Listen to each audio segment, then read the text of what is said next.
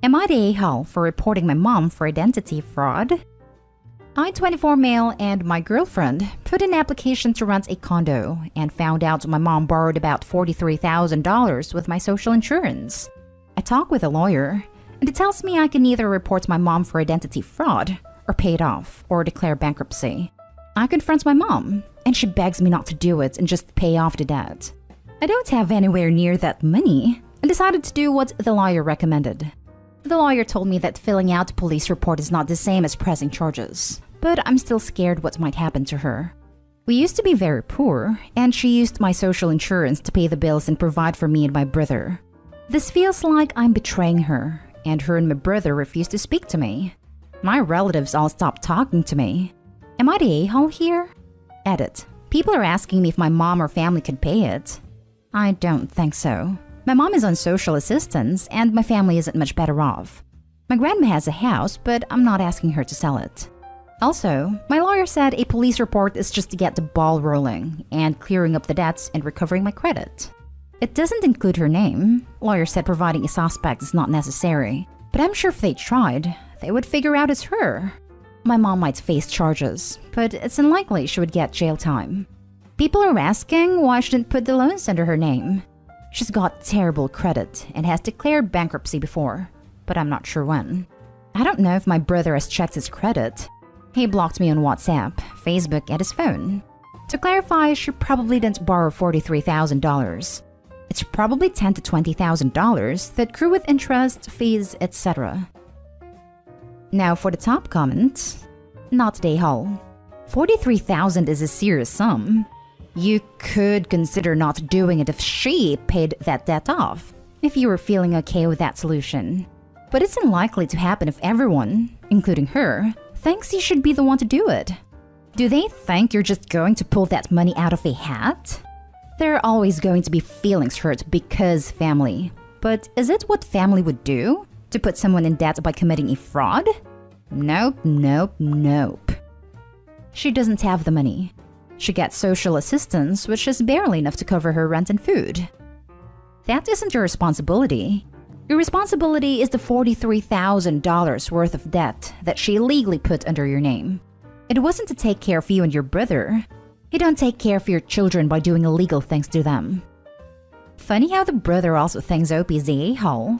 Probably because Mommy Dearest didn't steal money from him. Not the a-hole. Your mom committed fraud and left you owing $43,000 to the government. I know things can get desperate for people sometimes, but the fact that she didn't tell you, hasn't made attempts to pay it back, work with you to pay it back, that shows she's not taking responsibility for her actions. Let me ask you this. If it was anyone besides your mother, what would you do? Not the a-hole. Fraud is fraud. It's horribly short-sighted to put your child into debt like that. Also, she wasn't providing for them. She was making Opie unknowingly provide. Next story. Am I the a-hole for locking my garage so my brother-in-law and sister can't open it without talking to me? I bought a house. I specifically found one that had a mother-in-law apartment, so my parents could live with me and save some money as they get older. My sister's husband lost his job, and so I let them live in my house for almost 2 years while I lived in the mother-in-law apartment, so they could save and get back on their own. Well, after 2 years, they hadn't saved anything, and so I told them it was time to leave. They moved out last June. I moved back in upstairs, and my parents moved in downstairs in the apartment. My sister and her husband left a lot of things in the garage since they moved into an apartment. This annoyed me and my wife, and eventually made them clean it out, but still had some things in there. Mostly junk in my opinion, but also some tools. They would always just show up and take and slash or leave stuff in my garage. Last week was the last straw for me. Her husband showed up, opened the garage, and stored a top to his Jeep, which took up most of the space. No hello, no text, nothing. I felt disrespected. I changed the code to the garage and locked the side door from the inside. Today they showed up again to get a tool. I assumed they were visiting my mom. She told them to ask me to get into the garage, and they got really mad. They said they are family. It's their stuff. They shouldn't have to. I feel like it's my house, and while I would probably never say no if they asked to store something, but it's common decency to ask someone first. Even just send a text saying, "Hey, I'm dropping off something today." Not today, Hall. Your sister and brother-in-law sounds like moochers. I wouldn't give them the garage door code. Probably should also tell them they have until the end of the month to get their stuff out of your garage, or it'll wind up on the curb. They are moving into a house in 4 weeks, so I assume they will finally take all their stuff. That's good, but don't assume they will.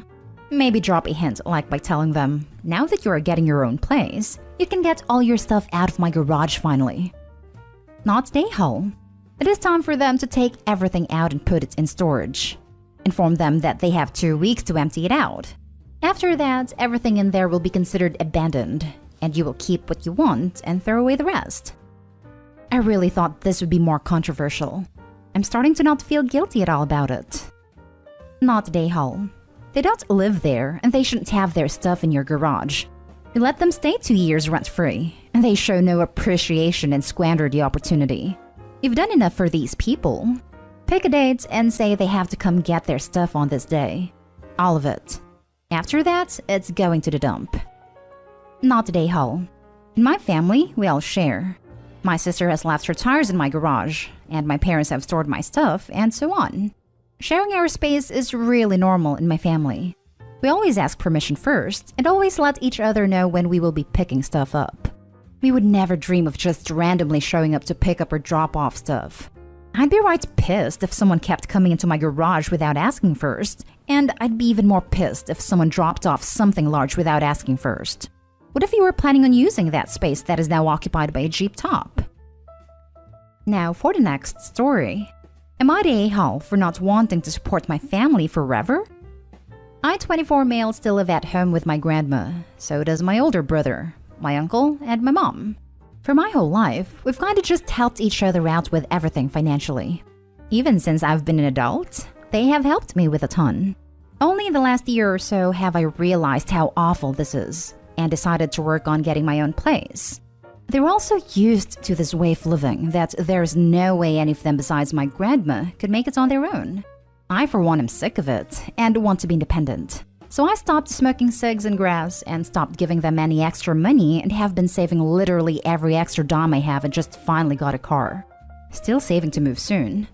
My brother, on the other hand, spends all his money on grass and video games. Spent his entire tax return on a new Xbox and smoked the rest. Literally the next day, his car messed up and is basically trashed. After about a week of taking him to and from work every morning immediately after getting off of my job, I ask him if he's been looking at any cars, and he says, "No, you have a car. I don't need another one until whenever you move." I told him kind of harshly how this BS, that I have worked myself off so I could have my own car, and I'm not giving him rides forever if he's not gonna even try to get his own. I told him if he hadn't immediately spent his tax money in crap, he could have fixed his car, and that he needed to change his priorities or he would never get anywhere.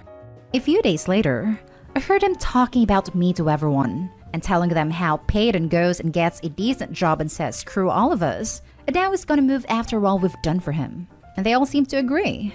In my head, I know I'm just trying to be an independent, responsible adult, and I don't want to be stuck in this lifestyle anymore. I feel like such a loser because of the way my home life is, and I want to get out before I end up like them, a fully grown 30-plus-year-old adult living with grandma. But my anxiety-riddled brain makes me feel so guilty about betraying them. Sorry for the length, and if this isn't very well written. I'm on my phone at work typing for a few seconds at a time, lol. Just trying to gain some clarity.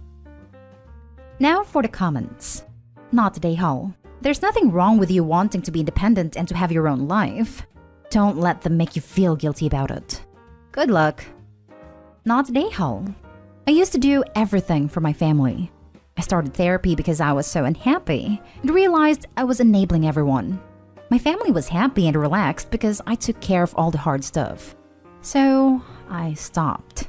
There was about a year where everyone was calling me selfish, getting mad at me, and guilting me when I wouldn't help. But eventually they started learning to deal with their own issues and grew as people. I started feeling happier and just better overall. It was 100% the right move. My only regret was not doing it earlier. There will be pushback because the dynamic is changing, but that's not a bad thing. When they ask for help, take a step back and say, do they really need my help or would I be enabling them? Not day haul. You've quit doing things that were costing you extra money, and at least one that will help your health long term, and are working hard to better yourself and your life. This is a good thing. Telling your brother he needs to get his car situated before you move is smart. It sounds like your family's happy where they are and how they live, and that's fine. Make it clear you're not judging. You just want something different. Not day haul. Since I come from this kind of family, I think you should become familiar with the phrase, crabs in a bucket. Not that I've ever had a bucket of crabs in real life, but supposedly they will not let any of the other crabs escape. And if one makes a break for it, they'll grab his little crab legs and drag him back down.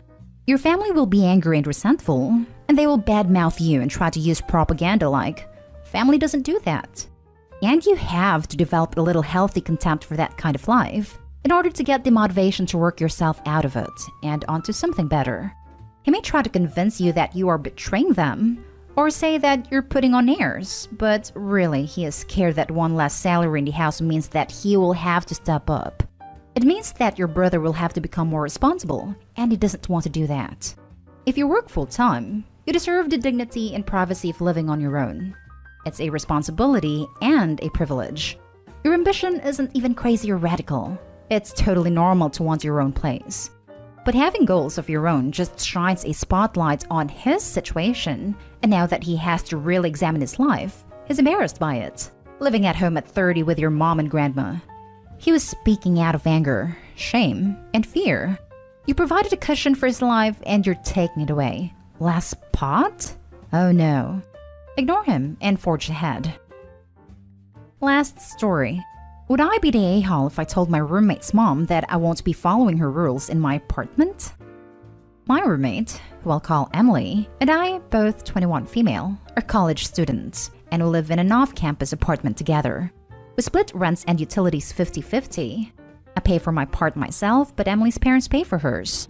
Emily's mom is a bit overbearing and has a lot of rules for our apartment. The main one being that no boyfriend are allowed to sleep over, as it's against her religion. She specifically told Emily to have a talk with me about this subject to tell me this isn't allowed after we moved in. Emily doesn't care if I have my boyfriend over for the night, as she does it all the time without telling her parents. However, it strikes me the wrong way that Emily's mom feels like she can impose non-negotiable rules on me when she doesn't pay for any of my part of the bills. Today, Emily's parents are coming to visit, and I expect her mom to go over all of the rules that she sets with me. Would I be the a-hole if I told her mom that, with all due respect, I'm paying my portion of the rent and she doesn't have any control of the things I do in my own apartment? On one hand, I feel like I'm justified. This woman is trying to impose her own religious beliefs onto me in an apartment that I pay half of the bills for. The idea of just rolling over and telling her that I'll obey her demands when just doing my own thing behind her back doesn't sit right with me. However, after speaking to my own mother about the subject, she thinks that it would be disrespectful. She says that even though I'm paying for my half of the rent, Emily's family is still paying for this apartment, and they should be able to have a say of what goes on, even if Emily and I just end up breaking those rules anyway. I've spoken to Emily about this subject, and she doesn't care if I tell her mom that I will or will not be following those rules, as long as I don't indicate that Emily breaks them. So I was hoping to get some outside opinions here. Reddit, what do you think? Would I be the a-hole if I told my roommate's mom that I won't be following her rules in my apartment? Not the a-hole. 1. She's not your mom. 2. She's not paying your bills. Tell her to buzz off. This is the only correct answer.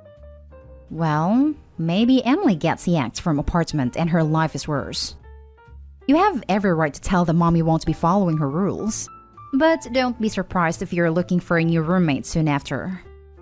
Yeah, that's what I'm worried about too. I know it's tempting to tell them to buzz off, but I think it would be preferable for you and Emily to just grin and bear it through this visit, so you can get on with your lives when they leave. If they are that strict, I wouldn't be surprised if they required Emily to check in with them constantly, or force her to move if you just start dropping F-bombs. Not today, Hull. Your answer should be, I'll give that all the consideration it deserves. Edit. Thank you all for your input. Her parents stopped in briefly but then left to go get food. They'll be staying here overnight though, so I'm planning on updating this later tonight to let everyone know what goes down when we all sit down and talk. I also just wanted to say that after talking to Emily further about this, it turns out that her dad really doesn't care what I do and thinks that his wife's demands are extremely unreasonable. This is why Emily doesn't care if I speak up or not, because I guess that even though her mom is paying the bills, it's her dad who makes the money to support them all. Emily says that her dad would never make her move just because her roommate doesn't follow traditional values, and even though her mom is a bit of a squeaky wheel, her words not mine, her dad makes all of the final decisions here.